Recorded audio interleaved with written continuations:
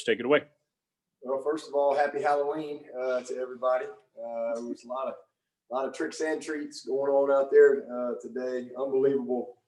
But again, first of all, I just want to congratulate Boston College, man. What an awesome job they did. I mean, those guys played their tails off. Jeff had them ready. They played a really, really, really hard-fought game, and I knew they would. I told our team this week I thought it was the best team we had played to this point, and just you could see the confidence in them. Those guys played hard, and, but it's all about our team and our guys, and I'm just so proud of them. What you saw today is uncommon. We talk about being uncommon, and what you saw today is not the norm. It is uncommon, and it's the epitome of team. And to be honest with you, what I saw was inspiring. Yeah, I mean, it was just inspirational to see perseverance, to see guys fight, to overcome, to not quit, to stay together, to just keep playing, to not flinch. And just an unbelievable game. I got my first win against Boston College 12 years ago tomorrow, November 1st. And I'll never forget that one, and I will never forget this one. That's two I'll never, ever forget. And I remember up there, my first one, that first win, I think we were up 17-0 at the half, and ended up getting flipped. And then this one here, obviously, we get down 18 points, and just incredible. I knew we were going to make some history today, but I didn't anticipate that type of history. To have the largest comeback in the history of Death Valley, that means you got to get down a lot of points. So that part wasn't fun. A lot of mistakes, a lot of miscues. But there's a reason why it's the largest comeback ever, because usually when you get down like that, you don't win.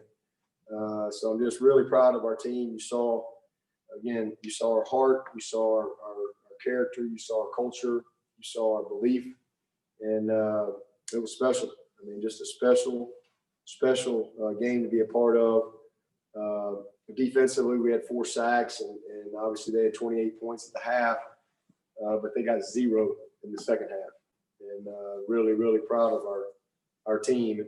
Obviously, one of those touchdowns was off the fumble on the goal line, so they really only got 21 on our defense. So second half, that was huge, and then special teams, BT, a couple field goals, another 50-yarder, and then Spires. We seemed like I was going for it every time on fourth down, and we had some critical fourth down conversions. And on that last one,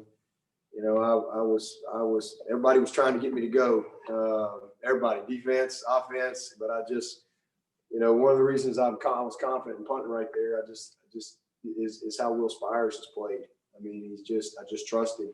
He's a great leader, and I just felt like he could create the field position. They got no timeouts, and if they can go the distance and beat us, then you just shake your hand and move on. And so just a great job by Will, and then offensively, just unbelievable. Lots of amazing things. Knew how they were going to try to play, especially with knowing that Trevor's out. You got a freshman quarterback in there in his first start. They're going to challenge you, play man the whole game, and some pressures. And, that touchdown to Etienne when they blitzed us, that was unbelievable. That was an amazing play. That by a veteran running back and a young quarterback. And just can't say enough about DJ. 342 yards, couple touchdowns, big touchdown with his legs. And, he's our third true freshman ever to win a game here. Deshaun, Trevor, and now DJ. It was just awesome. 30 of 41, made some big plays. But what I loved the most about DJ was his poise, his demeanor. Obviously, we had some bad things. We had a third down. We run a wrong route.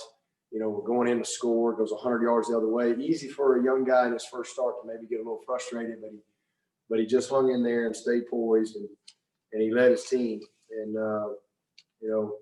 Cornell Powell and Amari just made some huge plays. I mean, we had those wideouts made some big plays for us today, and we knew we were going to need that because I knew how they were going to play us, and it was going to be some tight plays. And man, we made some great plays. That back shoulder ball to Amari for the touchdown was something special. And again, Cornell had a career day, 11 catches, 100-something yards. But man, hats off to DJ. He made some great throws. Our OL protected well. We gave up one sack on just a missed assignment, but by a wideout. But really proud of what I saw. But Travis Etienne, 264 all-purpose yards. You know, I made the decision at halftime. I just felt like we needed some type of spark, put him back there at kick return, and he made a huge play for us. And the second half, I told our guys the best defense is going to be a good, efficient offense. And, you know, I think we scored just about every time we had it till right there late in the game. And that was the spark and the juice that I think our defense needed. We made some adjustments. We didn't play the ball well the first half at all. We had a lot of good positioning. We just didn't play the ball well. We made some really all the competitive plays, and it seemed like they got all the breaks. We had 2 interceptions called back for penalties. But man, they hung in there and got in a rhythm and forced some punts. And then offensively, you know, we answered the bell, got out of the hole. But Travis Etienne was just amazing. 7 catches, 140 yards. That's a Clemson record. So really proud of him. And then obviously becomes the all-time ACC rushing leader. And that is an unbelievable accomplishment for Travis. I mean, that record's been there since the 70s. And, you know, he's split time with a lot of guys. I mean, he's had games where he's had 7 carries and things like that. So it just shows you how explosive he is. And I was really proud of him. And I told him after the fumble, I said, hey, man, don't you worry 2 seconds about it. If I'm going down, I'm going down with you, big man. All right, he's made 1 million plays, 1 million. And that was a bad one. But I'll live and die with that guy any day of the week. But just proud, man. 24 unanswered points. Just an incredible performance. You know, we're 7-0. That's what we're hoping to be at this point. And kind of getting into the fourth quarter of our season, our championship phase. And got a quick turnaround with Notre Dame. So quick turnaround. Right back to work tonight because tomorrow's going Monday for us, you know, with the guys having off on Tuesday. So, again, cannot say enough about our team, their heart, their will to win, and also the fight of BC. That was a heck of a football game. We're proud of our guys.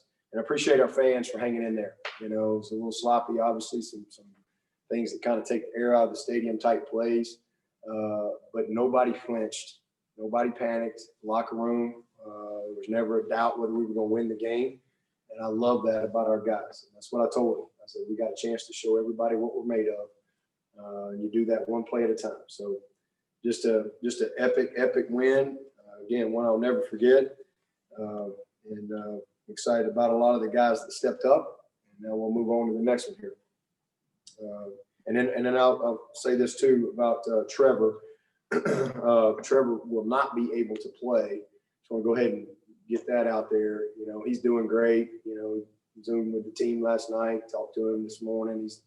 He feels like he could play today. So he's doing well, but obviously there's a protocol in place. And so he will be out in time to play, but then you have the cardiac part of it that you have to kind of ramp back up. And even if he feels great and could probably go play, you know, he's not allowed to do that simply because of the protocol that's in place, and that's put in place to make sure that he can return to play safely. So the cardiac piece, you have the 10 days, but then you got the cardiac part. So he won't be able to get through that in time to play next week. But hopefully everything will go well. He'll be ready to get back to practice after the Notre Dame game and be ready to get back at it versus Florida State. So, you know, we hate that for him. Hopefully he'll be able to travel with us still and be able to, you know, help those guys on the sideline, but definitely will not be able to play in the game.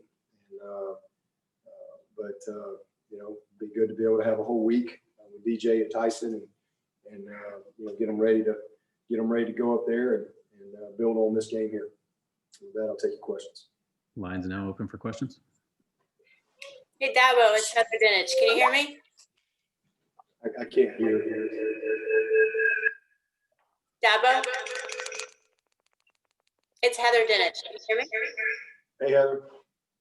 Hey, I wanted to ask you, how can the College Football Playoff Selection Committee fairly judge teams this year when the virus is a variable that is going to inevitably change teams, such as yours? mean, all you can do is judge on what you see. It's the same for everybody. So everybody's got the same challenges, but I'm not worried about that. That's why they got a committee, and that's for them to sit around and figure that out. I don't have any control over any of that stuff, so I'm not wasting 2 seconds of my brain power on that. Do you still think you could be a playoff team without Trevor in the lineup? Sure, why not? I mean, we're 7-0, so we won today. That's all you can do. We just try to win the day, one day at a time, and we'll go from there. Hey, Coach, it's Trevor Gross from CUTigers.com here. You're not involved in many one-score games, but you're 27-4 now in those. Just does that kind of belief and confidence just kind of trickle down from the older guys year to year? And you mentioned how there was no panic, and they really showed that in the second half. But what was the morale like of the team at halftime? It was good. I mean, they were frustrated because we obviously made some mistakes and really disappointed in a couple of the miscues that we made. But no panic. Let's just listen. It's a 2-score game, and we're going to get the ball. Let's go get a score. Let's get a good return. Let's get a score. It's a 1-score game. Let's get control in the third quarter. We'll win it in the fourth. It's a 4-quarter game. So that's the type of things we talked about, and then obviously just talked about our plan and what we needed to do to be able to do that. So just love their mindset, but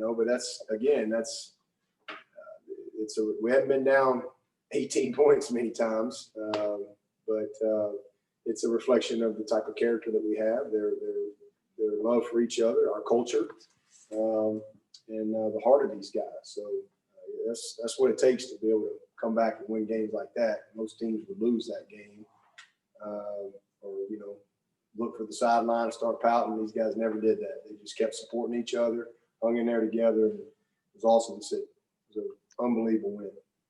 Dabo, Larry Williams here. I guess it's one thing if veterans, experienced guys show resolve, but with Brzee, he had some moments in the game like jumping off sides. What does it say for him to sort of stick to it and just stay at it?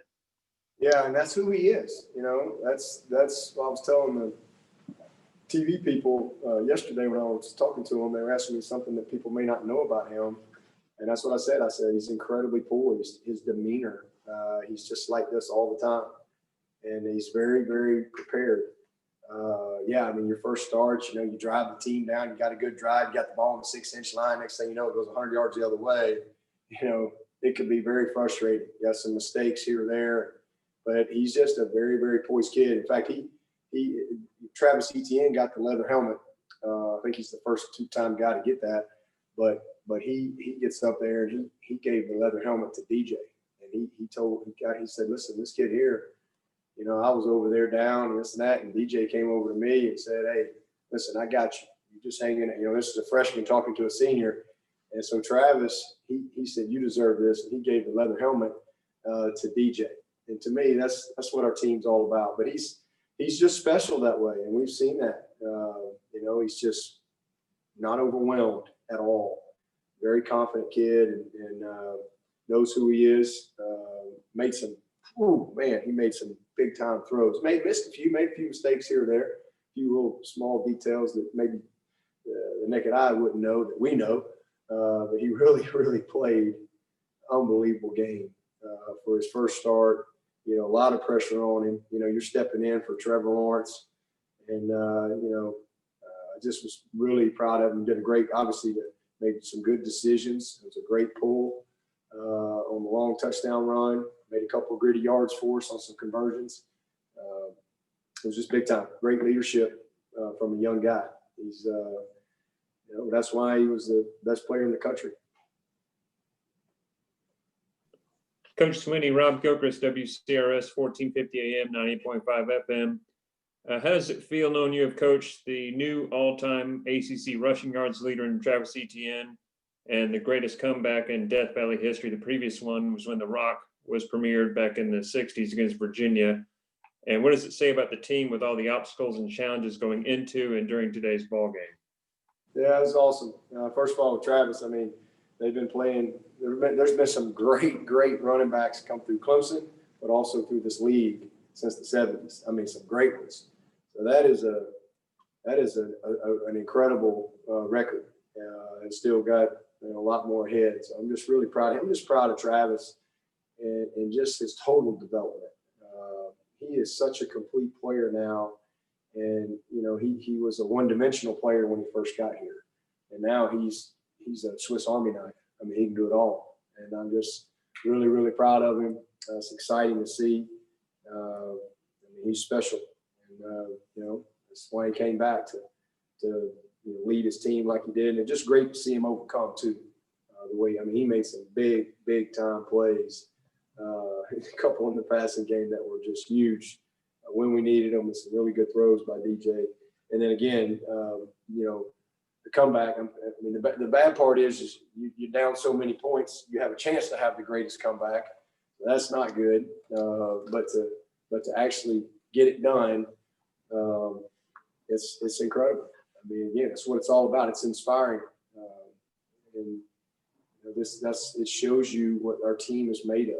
It shows you how much they care, how much they believe. And they just keep playing. And it's a full quarter game. Whether you're up 3 touchdowns or down 3 touchdowns, you keep playing. You don't quit. That's what, listen, we have some adversity, a lot of adversity. And it can destroy you, it can define you, or it can develop you. And I saw it develop our team today in what I think is going to become a really, really special group, down the stretch here. Dabo, it's Andrea Adelson with ESPN. Can you just share what Trevor told the team during the Zoom meeting and different ways he might be able to help DJ prepare next week through Zoom or whatever else? No, I'm not going to share what Trevor told the team, but he'll be in every meeting. So he'll have to obviously Zoom in. I don't know. I think he gets out maybe Thursday. It's either Thursday or Friday. That he'll be back with us, but he'll be in every meeting. We can Zoom him into practice and all that stuff as well, so he can stay engaged and make his comments and things like that to support those guys, and then anticipate him traveling with us as well and being with us up there. Obviously can't play, but he can still make a contribution just with his presence and his encouragement in his eyes. So, but he can be in every meeting. He can be at every practice. He can do all that stuff. We've had that. We've had coaches get it.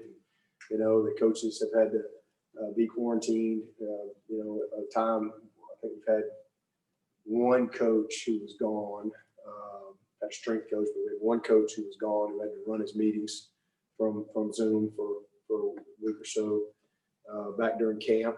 But yeah, he'll do everything that he can via Zoom, and then as soon as they let him come back over here, then he'll start the cardiac piece, and I anticipate that'll go. Like I said, he feels well. He feels like he's going to play today, but that's just there's protocols for a reason, because you want to make sure when you do come back to do it the safest possible way. If he was going back to his desk job, he'd be right back at work on Thursday or something. But obviously playing football is a little different deal. So there's measures in place to make sure that these young people are safely put back into play. Coach, that wide receiver group's been pretty banged up. Sometimes I feel like you might need to check to see if you have any eligibility left. But where are you guys right now health-wise, and is this the most banged up you guys have been? Oh, there's no doubt. I mean, it's been unbelievable. So, Frank Latson got a hip pointer in Tuesday practice. He wasn't able to go. He missed all of Tuesday, all of Wednesday, all of Thursday, nursing it, trying to get back. He couldn't go. And then Ngata, we got a few snaps out of him today. He's the guy I'm just really keeping my fingers crossed that maybe he can have a full week of practice, because he's got to be able to. He's been a situation where he's been, better game day than he has been during the week, And, but you got to practice full speed to be able to get the type of timing and the things that you need. So we've been a little beat up, but I think Frank will be ready to go this week. I think he'll be better. And like I said, hopefully Joseph will be able to have a good week, and we've got an open date coming up after this one. So hopefully we'll get a few guys back. But yeah, we've had a couple of great players that have been down, and it seems like something all the time. But you know what? They were 7-0, and that's what it's all about. Everybody. That's what I told the team. Everybody's talking about who's not here, who's not playing. Let's worry about who is here. Let's worry about who is playing. Let's go play well. And just proud of our team. A lot of guys stepped up and made some plays for us today. Dabo, this is Matt with the state. At the end of the game, another freshman, him and DJ, roommates, making a huge impact in this game all the way down to the last play. Dabo, this is Matt with the state. I know you touched on it a little bit, but just having the three seniors and Travis, Amari, and Cornell step up, how important was that to help out a freshman quarterback making his first start? That was huge, and that's what I told them. I said, listen, you guys got to take the pressure off this kid, all right? You got to make – we always say make the routine plays all the time and make the impossible plays most of the time. That's our mindset. And we made the impossible plays most of the time today. And we made the routine plays and some big-time plays to kind of, keep him in rhythm a little bit. Huge plays. Amari had a couple of just great plays. He went up over the middle the one time. I think it was a third down, and then obviously the back shoulder touchdown was another huge play. And then Cornell, man, he had a bunch of them. I mean, just a lot of big plays. And then same thing, Travis. Travis was really upset about the turnover, and he had the eye of the tiger. He wanted the ball. He wanted it any way we could get it to him. And we did a good job of manufacturing some touches for him. And he did the rest. I mean, it was special. But those seniors, they're the most invested guys you got. I mean, they got one more home game. I mean, these guys have been here for 4 and 5 years, and it's important to them. It's very, very important to them. Cage Stewart up front, Bachhorst is a 4th-year player.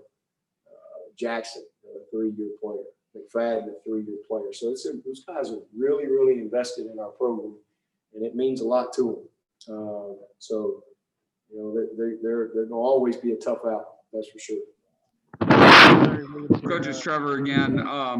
There were a couple questionable roughing calls on your defense today. One of those was Xavier Thomas, and was also hit with targeting, so he'll miss the first half against Notre Dame next week. But how good was it to see Xavier come back and then have the game he did, making that big sack?